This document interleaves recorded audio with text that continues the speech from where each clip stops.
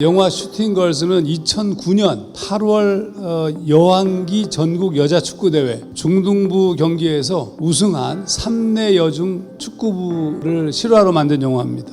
왕년에 잘 나가던 축구 감독인 이 김수철, 실업팀 감독이었는데 아내가 그 실업팀 경기를 보러 오다가 교통사고로 죽습니다. 그리고 난 다음에 이제 축구가 싫어졌어요. 그래서 방황하였는데 마냥 그럴 수가 없었습니다. 왜냐하면 또 딸이 좀 교통사고로 다친 것도 있고 또 생활도 해야 되고, 근데 뭐 배운 거라고는 축구밖에 없으니까 3내 여중 축구부 감독을 맡게 된 겁니다. 3내 여중 축구부는 2000년 4월에 전북 최초로 창단되긴 하였지만 충분한 재정적 지원을 받지 못하였고, 또 선수 수급에도 여러 가지 어려움이 있어서 늘 뭐 하위에 머무는 그런 팀이었습니다. 또 선수들도 어중이 떠중이 다 긁어 모아서 만들었어요. 매일 꼴찌를 맴돌았고 시합하면 6대0으로 지는 것이 일수였습니다.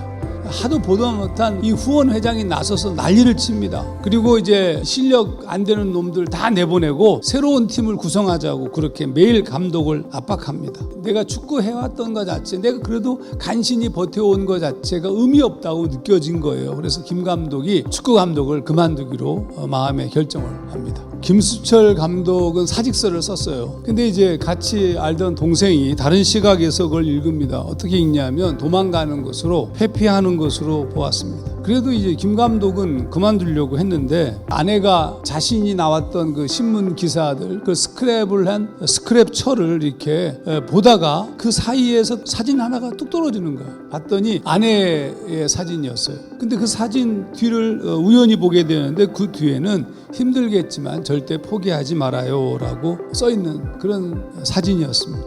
그래서 갑자기 이제 이 김 감독이 이유를 찾습니다.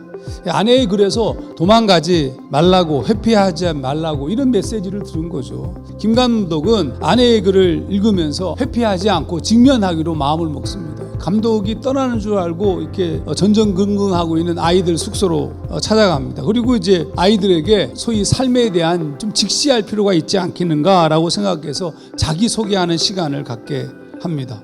한 사람씩 자신들의 현재를 말하는 그런 시간이었어요. 그런데 그 아이들이 자신들의 현재를 말하는데 그 삶은 비참했어요. 한 아이는 일수 아줌마가 꿈이었어. 그러다가 지금 국가대표가 되는 꿈으로 바뀌었지만 사실은 부모님이 돌아가셔서 큰아버지 집에 살고 있었습니다. 민정이도 국가대표 꿈이었지만 어머니가 돌아가시고 없는 상태였고, 가린이는 혼혈인데 아빠가 없었습니다. 그리고 맹이는 그냥 울기만 하는 거예요. 그런 모습을 보고 있었던 윤아가 지금 뭐 하는 거냐고 선생님에게 아주 따지고 대듭니다. 그때 이제 김 감독이 자신의 가정사를 꺼냅니다. 선생님이 뭐 징징대는 너희들이 싫다, 엄마나 아빠가 없는 건 너희들이 잘못이 아니지만, 또 가난해서 축구화를 못 사는 것도 너희 잘못이 아니지만, 앞으로 무엇을 하건 불판만 늘어놓는다면 그건 너희들의 잘못이다. 여러분, 제가 이제 뭔 얘기를 하고 있는 거냐면, 그럼 어떻게 하겠냐는 얘기예요. 태어나고 보니까 어머니 아버지가 없어. 그래서 큰아버지하고 사는 거예요. 교통사고로 또 몸에 장애를 갖고 있어요. 내가 지금 이미 벌어진 거예요. 내가 결정한 게 하나도 없어요.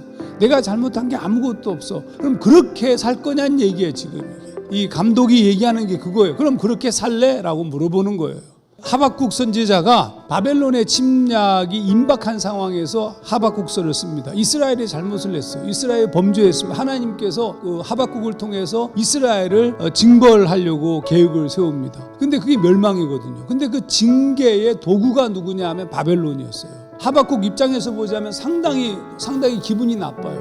왜냐하면 이스라엘보다 훨씬 나쁜 놈이 바벨론이에요. 근데 어떻게 훨씬 나쁜 놈을 들어서 우리의 잘못한 것을 징계할 수 있냐는 얘기예요. 그래서 이것 때문에 하박국 선지자가 상당히 괴로웠어요. 하나님이 그 계획을 듣자마자 내 창자가 흔들렸고 내 입술이 떨렸도다. 내가 기다림으로 썩이는 것이 내 뼈에 들어왔으면 내 몸은 내 처소에서 떨리는도다 라고 하박국 3장 16절에서 얘기했습니다.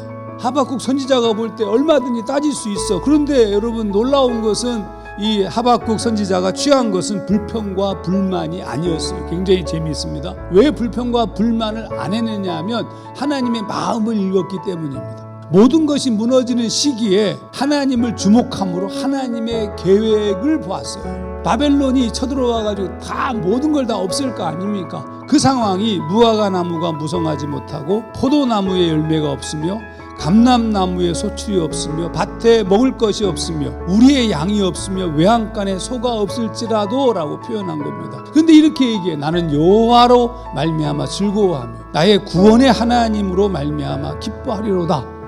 야, 놀랍죠?